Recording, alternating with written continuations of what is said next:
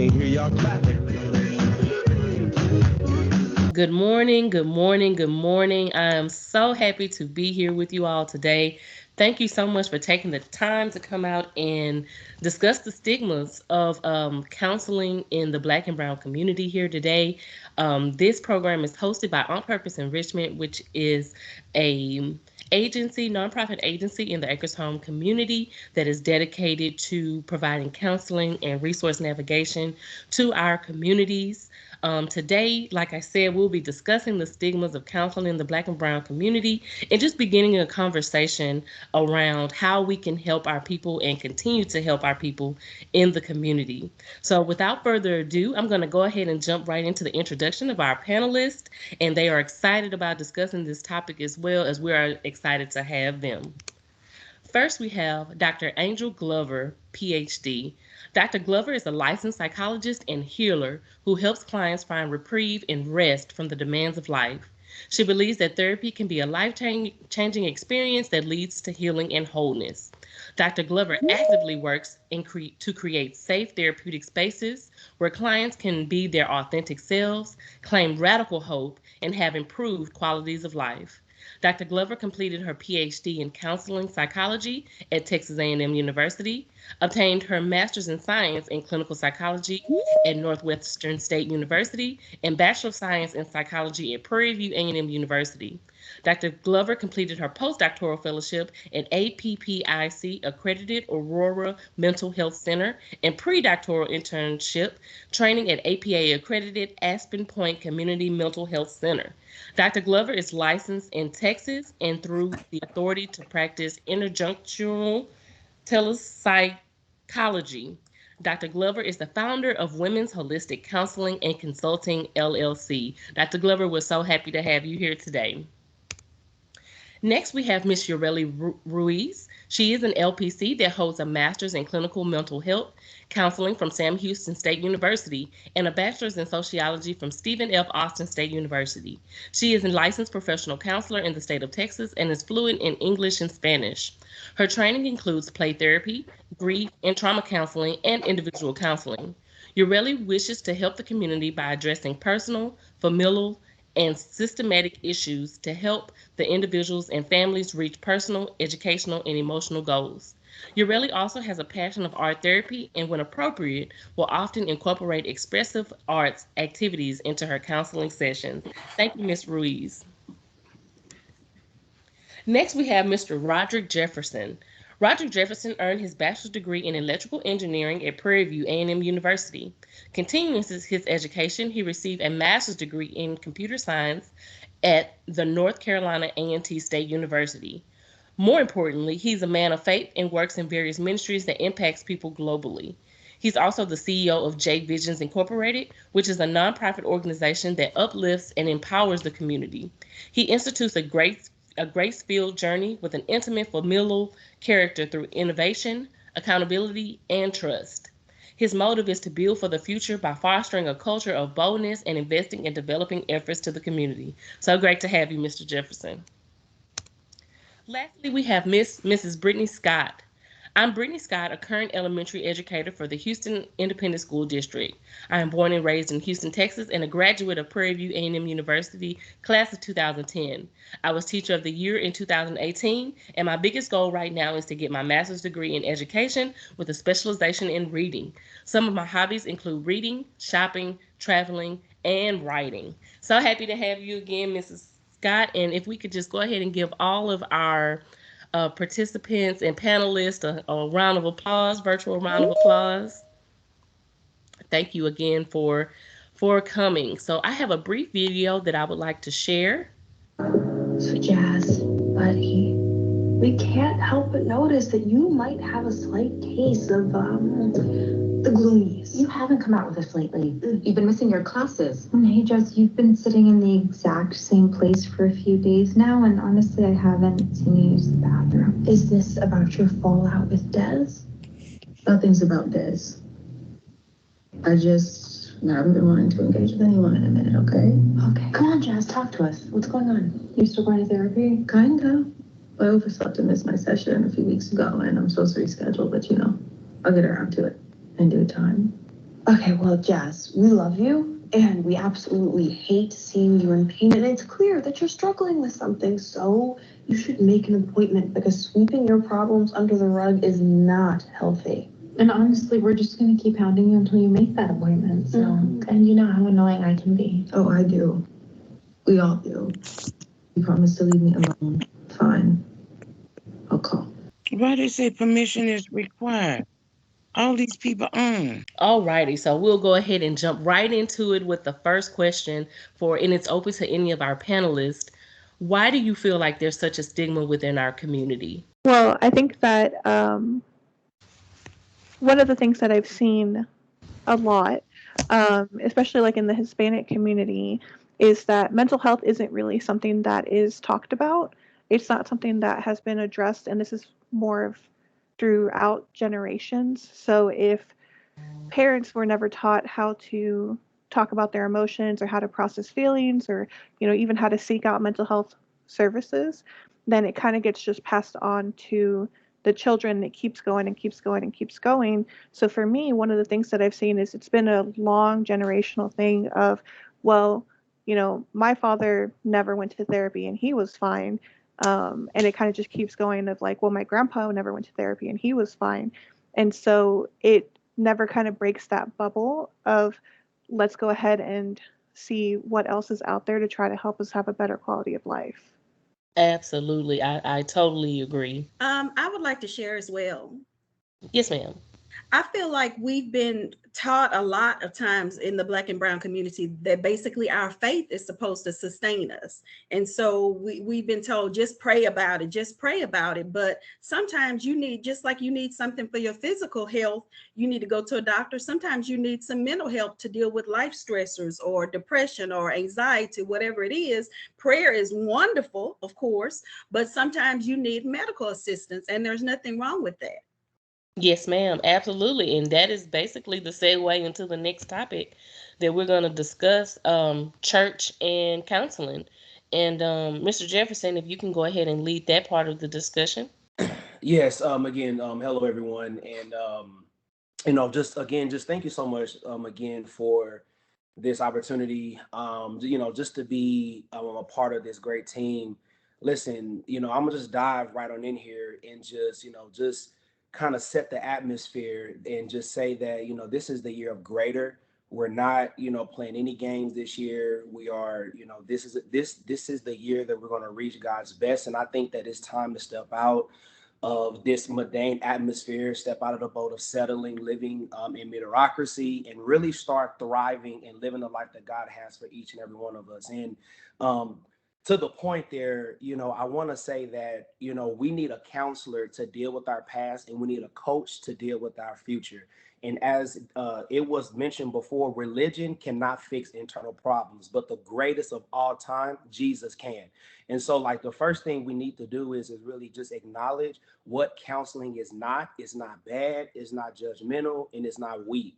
And my thing is, when we discover what's not, then we can be set free, like with the entire truth. And I actually want to restructure this thing by say Jesus and counseling, because Jesus puts it this way. He says, come to me in Matthew 11:28, which means bring everything up, down, low, high. I mean, you name it to him, to the degree to deal with these internal issues of what's going on. When we get this Jesus thing right, then I think that we can get the church thing right. And my thing is, it will present a different perspective that counseling is actually a good thing, because it's an open space to deal with the root of things.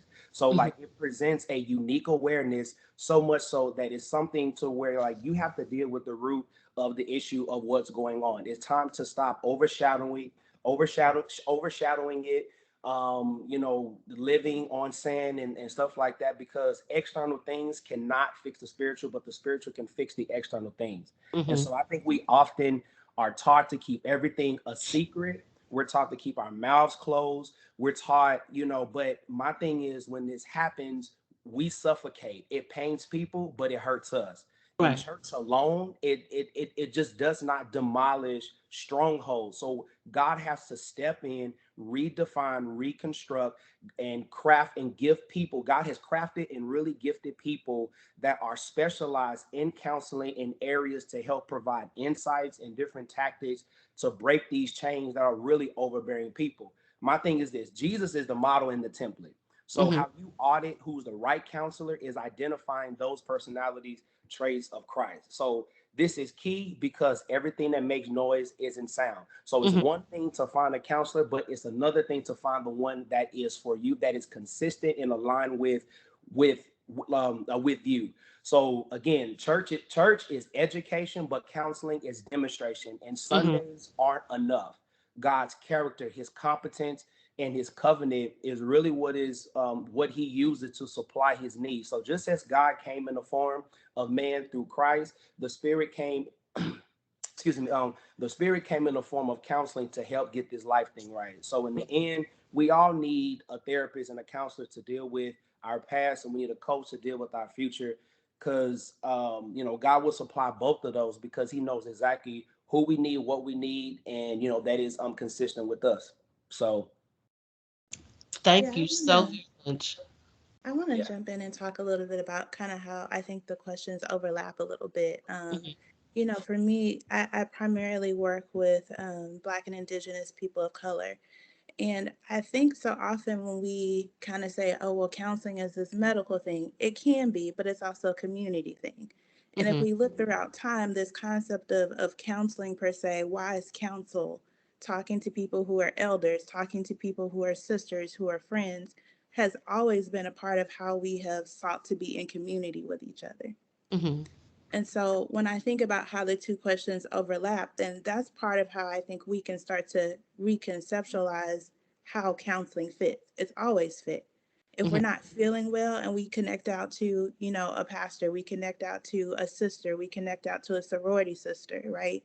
That's us seeking that there's something that we need in support of what we're experiencing. And to me, healing and connection are the heart of counseling. So I also think about in terms of, culture in Black and brown communities, we've been talking about mental health throughout centuries, right? We might not be using the words that we see in some of these medical textbooks, but I think about having conversations with older Black people and they'll say, yeah, her nerves are bad. Nerves are anxiety. And that we have always been paying attention to how we're functioning. And so making sure that we're creating these safe spaces, including in counseling, find someone who can see you, who can hear you, who can attend to what you're experiencing and who can understand your perspective from your culture, to me is really key. Absolutely. Yeah. Yeah. Thank y'all both for your insight on that. So I just have a follow-up question. Let's say you have a client that comes in and they basically say, hey, I don't really want to do counseling. I do feel like I'll just pray and God will make a way. What do you tell them? I think that that's a good question. I would really try to align with the client and how they see the world, right? So I think that prayer and spirituality fits in counseling. Like kind of like with Roddrick said, I don't think I'm a healer because I chose to be a healer. I think I'm a healer because God knew that there would be pain in the world, and so He created people who could sit with and attend to pain. And I Exactly. think that often in our communities, sometimes because we experience so much oppression, we experience so much pain, that it can be hard to learn how to sit with pain that family members are experiencing, that friends are experiencing. But that's one of the things that we both train in doing as counselors, but also is what we're gifted in. So if I get that question of, why I don't feel like I need counseling, I would really talk to the person about how counseling can conceptually fit in their lives alongside spirituality. And I would weave that in. So, are there prayers that we need to be talking about when we feel anxious? Are there places in nature that we need to learn how to go out and connect to God in that way? Do we need to broaden the way that we're understanding God conceptually? So to me, it's about how does that piece of culture fit in for an individual, and also respecting an individual's autonomy, right? This decision that they're making is having an impact on their life, but if they're showing up to counseling, it is because they're asking for help. There's Mm-hmm. something about that's what's happening in their lives that is not serving them. Mm-hmm. And so sometimes it's about just aligning and helping people see that there can be different ways in which we approach healing and different ways in which we approach living and thriving. Mm-hmm. One of the things that I think is very, you can identify that due to self-sabotaging behavior, Mm-hmm. that that is really a revelation that something is going on. Mm-hmm. And so I just think that there's a degree that, again, kind of what I mentioned before, we are conditioned to just pray and conditioned, okay, well, let me go talk to my pastor. But when I think about it, like I think about, like, when someone gives their life to Christ, what we do is like we stop there, and it's like, okay, you gave yourself to Christ, but it's like, okay, and then what? And Mm-hmm. and that's the way with prayer. It's like it's more than just that. So kind of as I mentioned before, and I love, when I heard community, I just think that we have to present it in a different way, that it is community, and counseling is not bad, it's good. It is definitely fruitful. So someone was to really just ask me that question, I will provide a space to where they can be open and be honest and be real. And that's kind of what I said. Jesus said, come to me. He didn't say come to church, right? So it's Right. like you have to have that level of transparency there and talk it out, and really, and again, it's like, God, give me the words to say to your, like, give me the words to say to your children at the end of Mm-hmm. the day. You know what I'm saying? So it's like, Absolutely. so help me to help them. And we Mm-hmm. have to remember that we are the solution to someone's problem. And Mm-hmm. and I think what satisfies that is purpose. So God has, we were chosen and born. So every last one of us on this call, we are, like, we are the church. We are the purpose. We have gifts, right? And so, and each one of those gifts that we have is utilized. God utilizes that to be a solution. So, what I Mm-hmm. mean, it's we have to be intentional. Counseling is intentionality. Mm-hmm. Yeah. Absolutely. And then we also have to understand that we have to counsel within our expertise. So it's okay to go talk to the sister and, the church elder about some issues that you have, but there are people that are trained and professionally taught to Yep. be able to help. So I think that's also important to know when it's time to turn it over as the friend that the person always comes to. Hey, this is outside of something I can help you with, but I'll help you find resources, which is what On Purpose is here for. We in income is not an excuse. Yep. Transportation, it can be a barrier, but it's not an excuse. We're offering these things for free. Right. So we are trying to put people in the best position that they can to be successful. I kind of want to switch gears just a little bit. Oh, I think she just got off.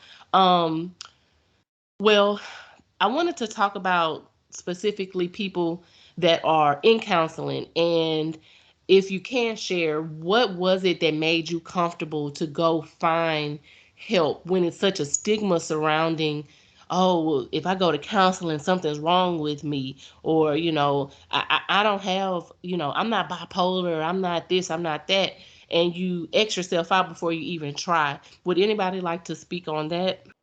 So I want to speak a little bit about like the counseling experience. Mm-hmm. One of the things that I try to do, and I've seen other counselors do as well, is just this concept of how are we creating safety for folks, Mm-hmm. right?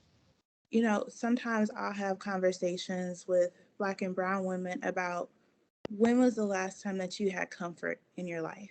Mm-hmm. When was the last time that you had like tenderness, that someone was able to really just listen to you and hear what you're experiencing? Because I think so often in society, our needs, our wants get pushed to the side, Mm-hmm. right?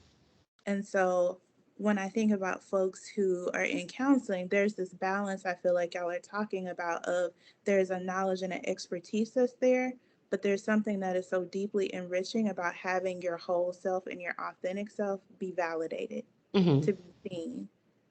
And so to me, when I think about what an experience in counseling could be like, it is to have someone who can deeply see the way that you are moving through life and who can like really deeply see like the essence of who you are.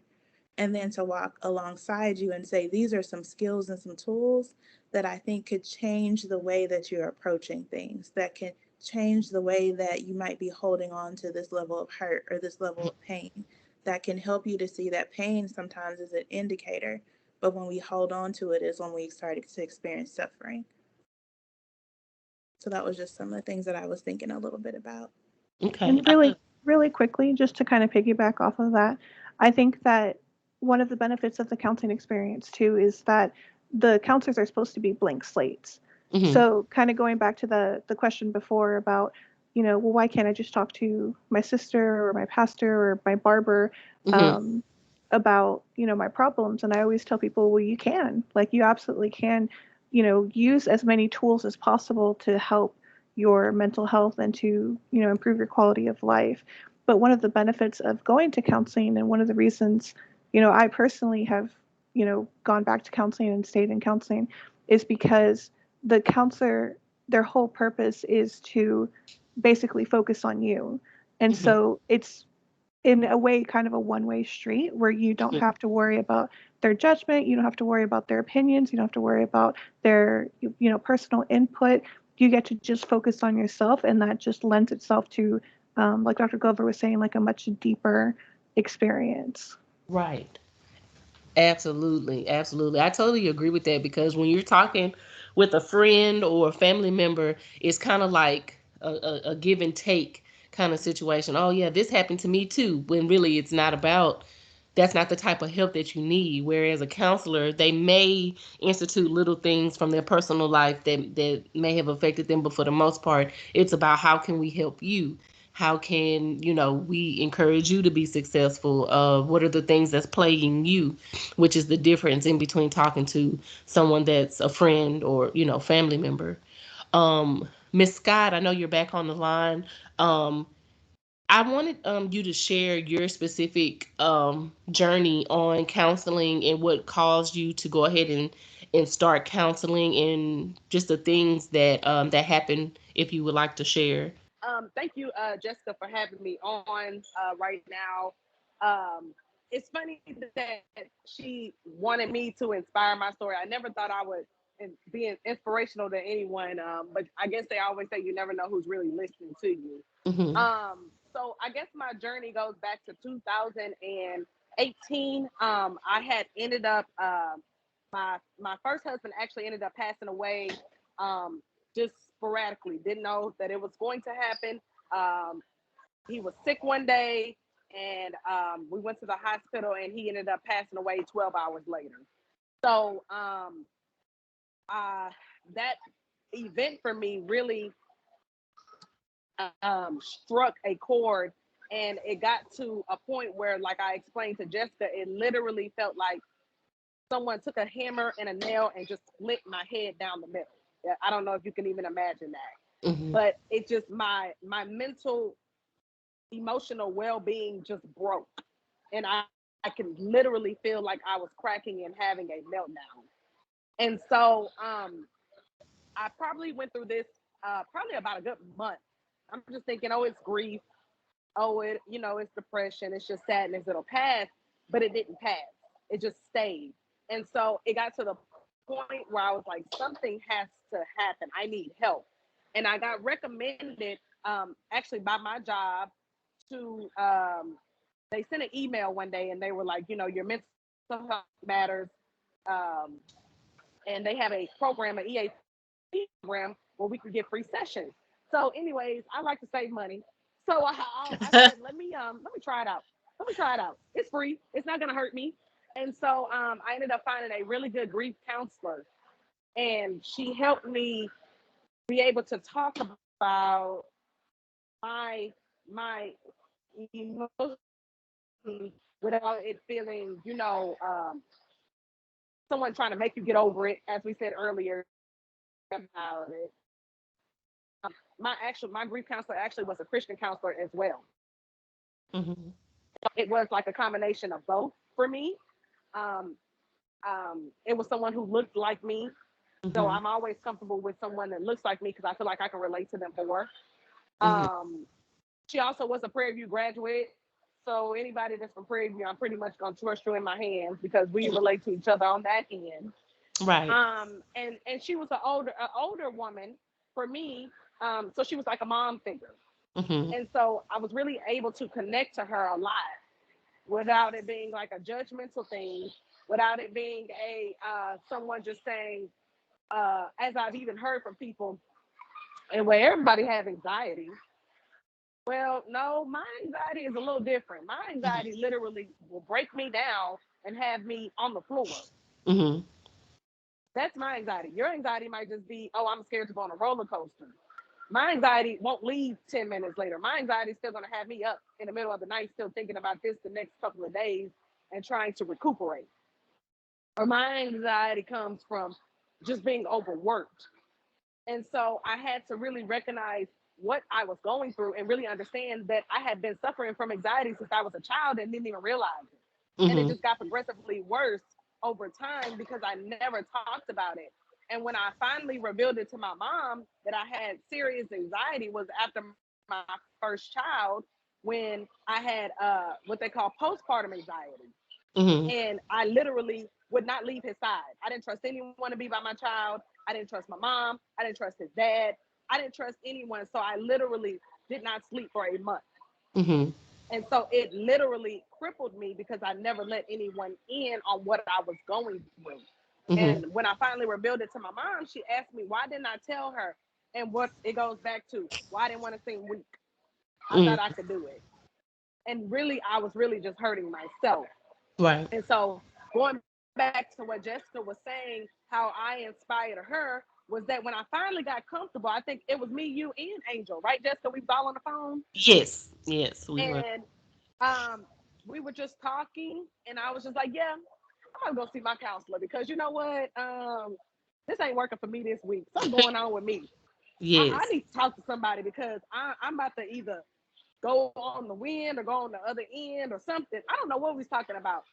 And I didn't even know I was so comfortable with it because I had just been adjusted to this is what it is. Mm-hmm. This is it's not about what everybody else thinks, it's about what helps me. Mm-hmm. And so for me, just taking health even now with my second child, it's important to know that it's happening. Know that, okay, yep, I feel that anxiety coming. Let me go ahead and take care of it before it progressively gets worse.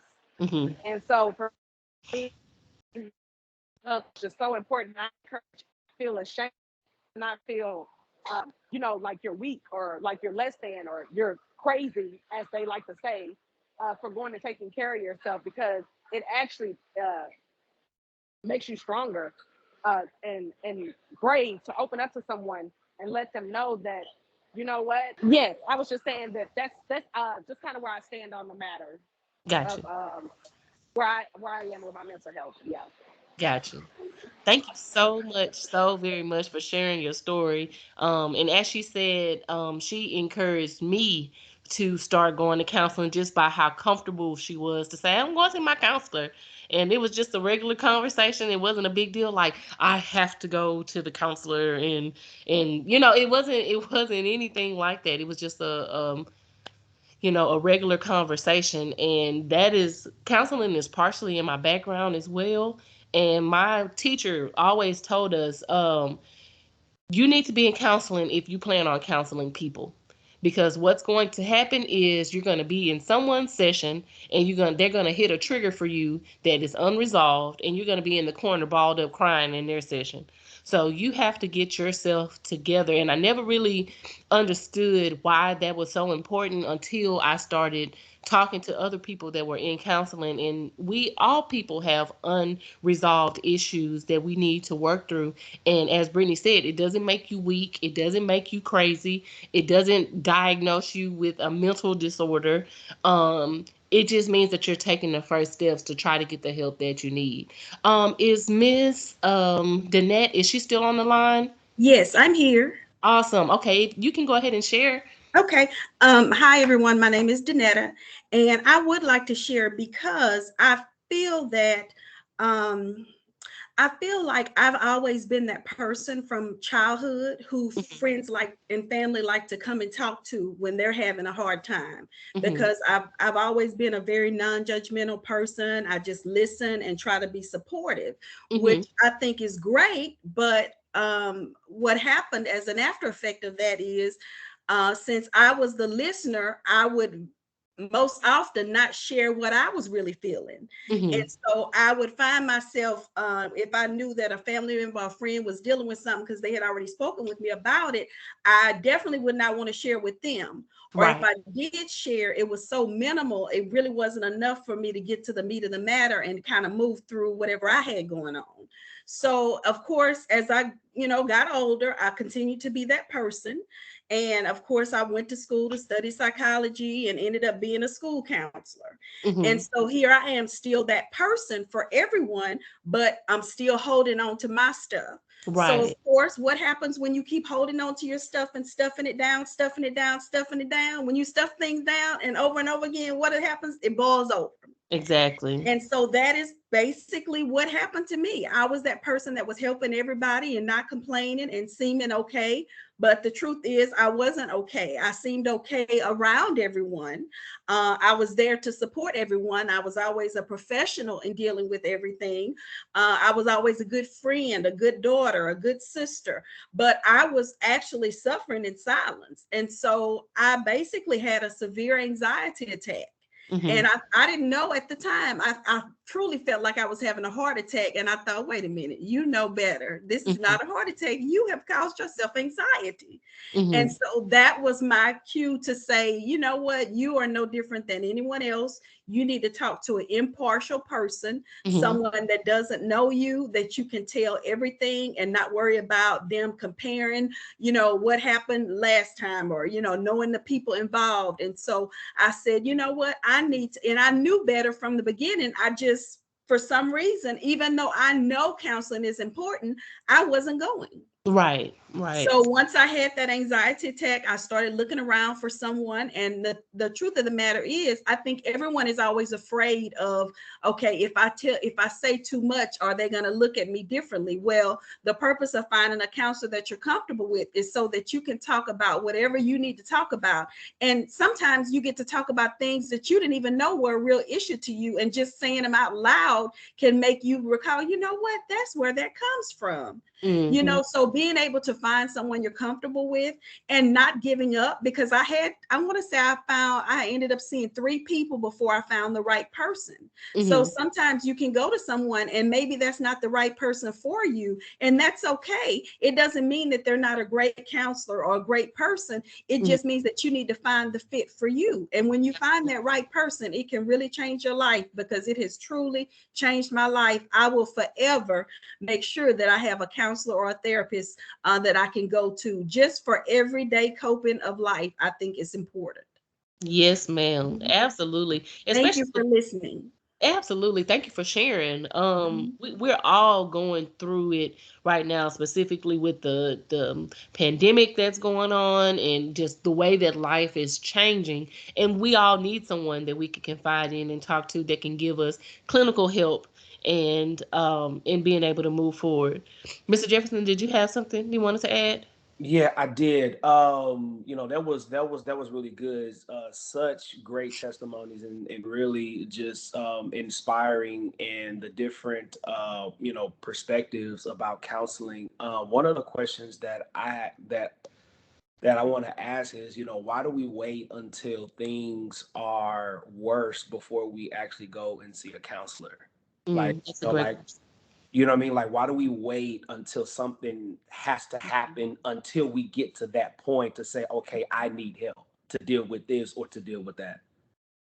Well, I think for me, the way that I grew up in the community I grew up in, you were taught to be strong and to pray through it, and to basically, keep yourself upright and professional at all times, and you don't let people know that you're struggling.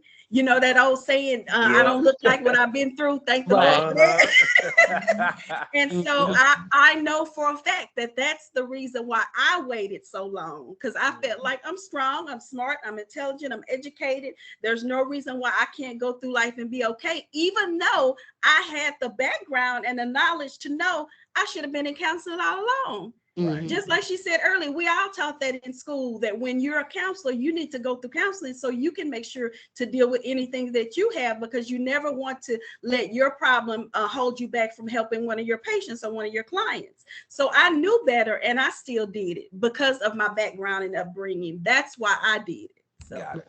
Thank you so much for sharing. I wanted to jump in and talk a little bit.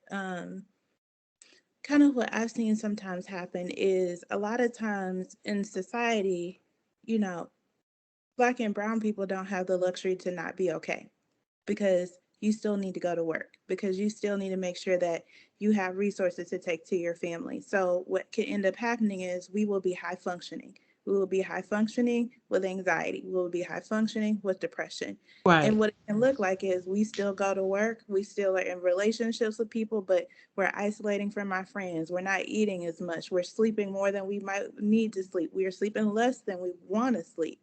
Right? But we still show up. And so we still just keep pushing through and keep pushing through until sometimes we just get to a place that we can't push through. And that can feel really scary.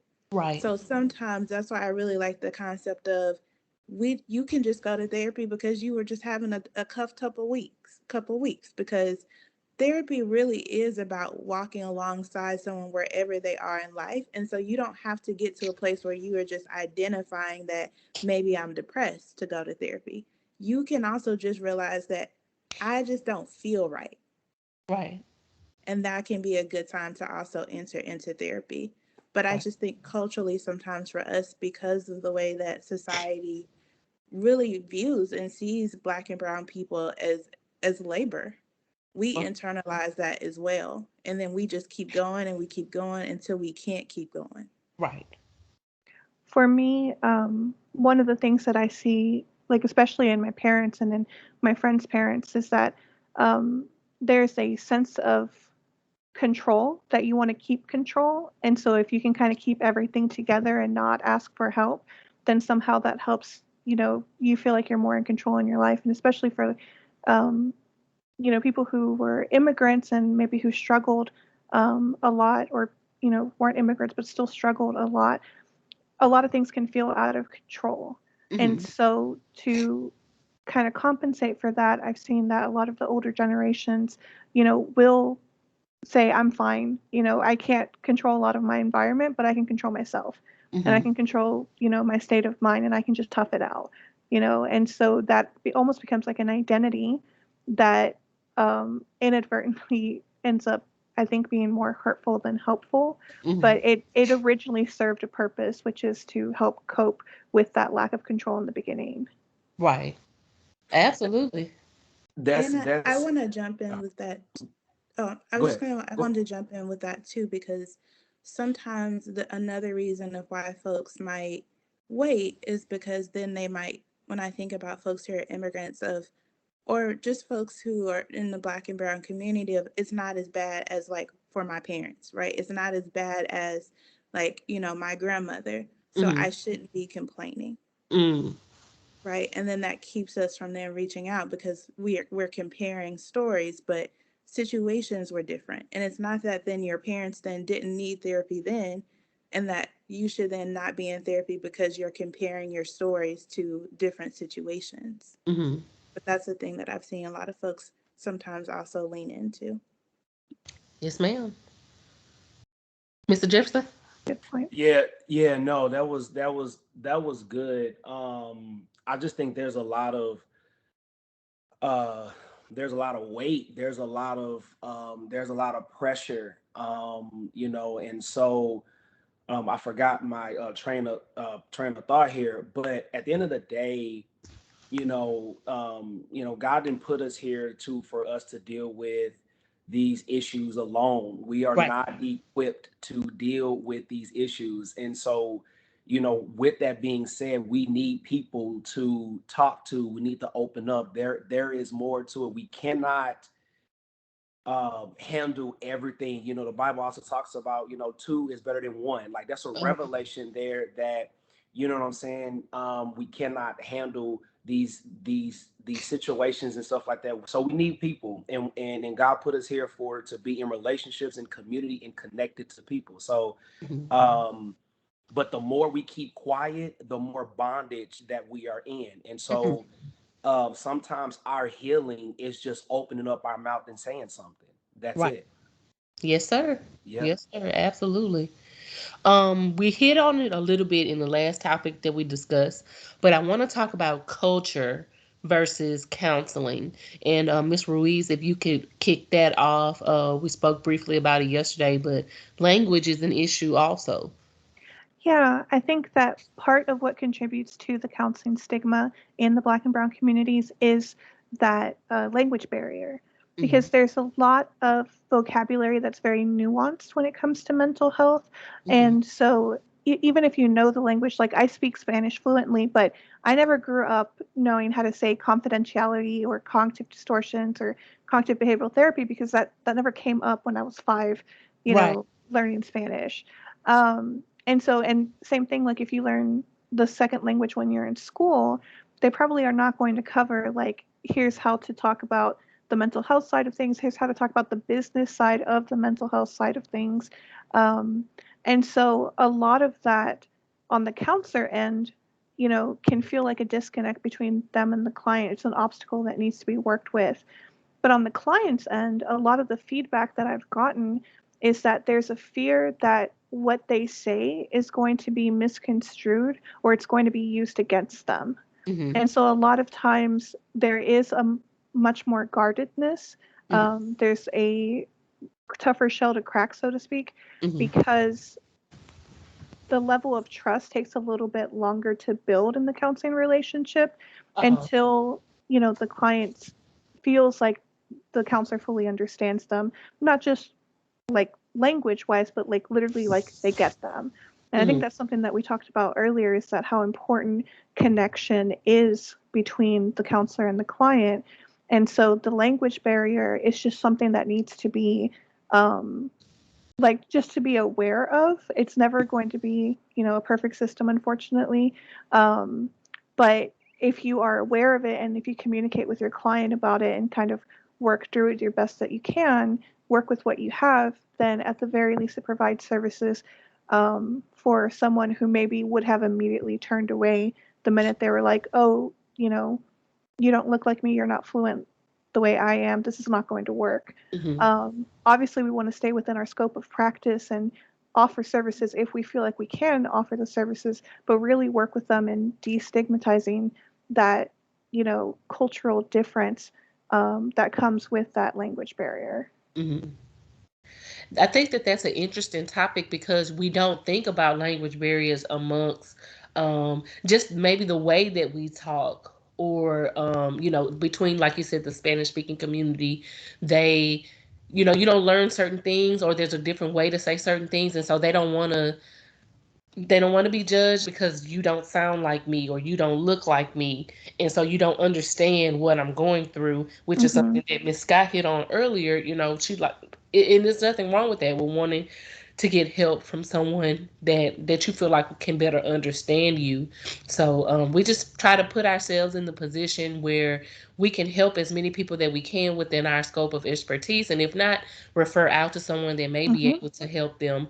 And that's important with trying to get someone to go through counseling. So thank you for sharing. That was something very new that I was brought to my attention.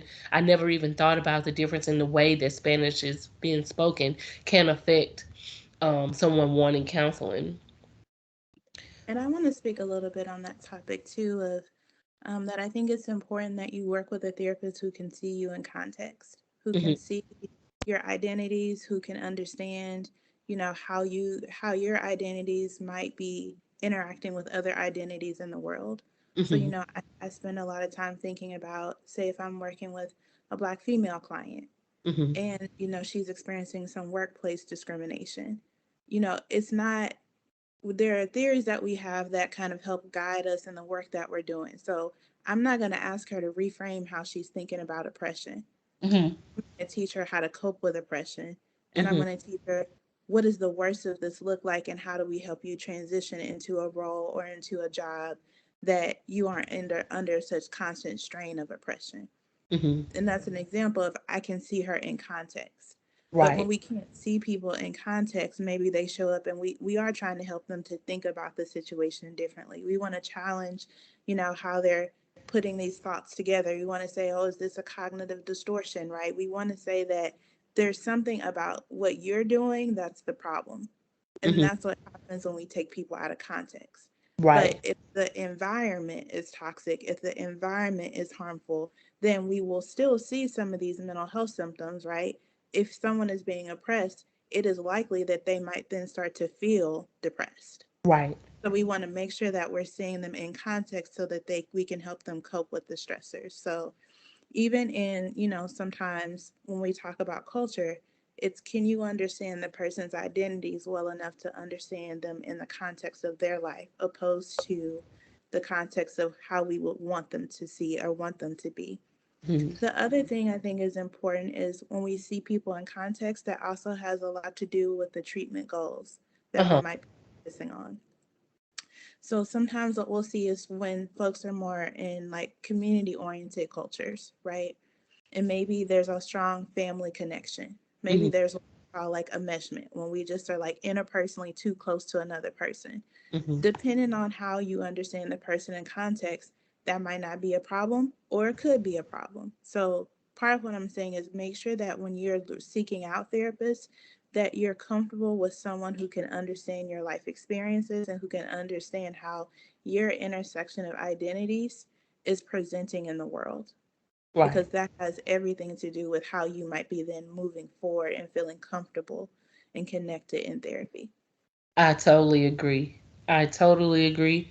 My therapist is a member of Phi Beta Sigma Fraternity Incorporated, which is the brother organization to Zeta that I'm a part of, and it brings a level of comfort to know that I can say certain things and he'll understand what I'm talking about without taking time for my session to have to explain what it is. So just that little piece makes a world of difference for me in how I get help. And that also tells me that we frequent the same circles, but I don't care because I'm trying to get help. That doesn't affect me either way. I'm trying to get help at the end of the day. So I totally agree with everything you said, Dr. Glover, and thank you for sharing. We're coming up on the last leg of the webinar, and I just would like to leave with each of you leaving a nugget with someone that may be struggling with wanting to get into therapy and don't really know what to do. What would you tell them in order to lead them in the right direction for counseling and therapy? I think that the first thing that I would probably say is to go ahead and count even the smallest attempts as victory. Right. So if you pick up the phone and you call the number and immediately hang up, that's still you investing in yourself, and it's still you prioritizing your own mental health, even if you didn't get to the goal that you were looking for. And so, it's kind of that concept of like just getting into the counseling room, or virtual room, can be half the battle. And so that's what I always kind of encourage people is like, don't give up on yourself. Count all those little things as part of your journey to get to the ultimate goal that is already going to be way down the line anyways. So just go ahead and take it piece by piece. Absolutely. Thank you. And then I would add kind of a little bit of what Miss Danita said is, interview folks. Sometimes therapists will have 15, 30-minute consultation calls.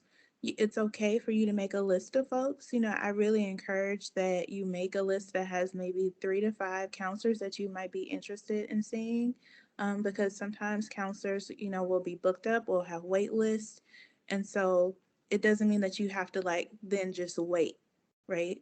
Make yourself a list, find someone who's going to be a good fit for you. And if one of the ways that you might know is if you are feeling defensive, right? If you're feeling like the person doesn't understand you, if they can't conceptually understand what's happening in your culture from your perspective, then they're probably not a good fit for you. If you can't, after session, feel comfortable, or maybe you feel really comfortable, but you also feel like you're not growing, like things in your life is not changing, right? Then you have that list of people that you can go back to your list and you can reach out to folks. So that's the other thing I would say, is really be persistent in asking for help. Thank you. I would say it's progression over perfection. Move in phases. Find someone that is consistent with you. Do not give up. God has something definitely greater on the other side of this. And there's a harvest with your name on it. As I said earlier, this is the year for greater at the end of the day. And so, so be intentional about that. And like, it's okay to have these conversations and open up and be vulnerable. So, you actually need that. And so, as I mentioned earlier too, is you know your solution is just by you opening up your mouth. The people of Israel were in bondage for over 400 years just because they wouldn't open up their mouths. So at the end of the day, open up your mouth and just find that person that is consistent, for you, because not everything that make noise is sound. Yes, sir. Yes, sir. Thank you so much. Brittany is having a little connectivity issues, but I'm definitely grateful for her testimony and what she added to the discussion today. At this time, we'll go ahead and have remarks from our CEO and founder of On Purpose Enrichment, Miss Renee Johnson.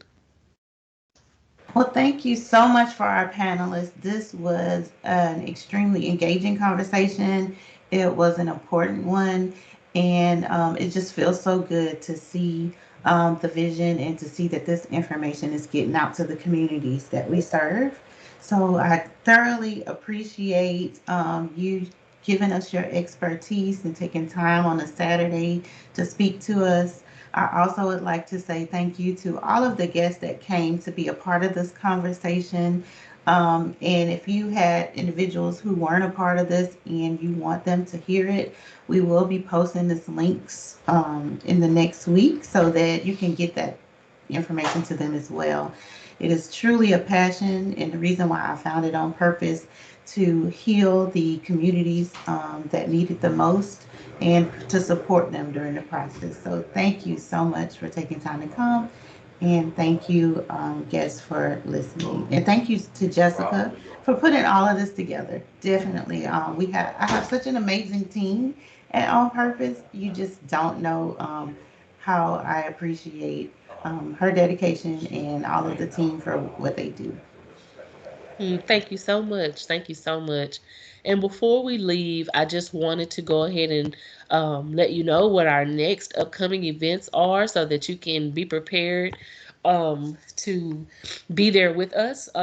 So we are going to be doing quarterly um, webinars, and the next one is dismantling the myths of sexual assault in the Black and Brown community. So you definitely don't want to miss that. That is going to take place in June. So just be on the lookout for the email blast that will give you the date and information on that. I'm definitely looking forward to that conversation as well, because there are just things within our community that we need to talk about. For example, sexual assault and predators, they're not the people that's riding around in a van with no windows trying to give little kids candy.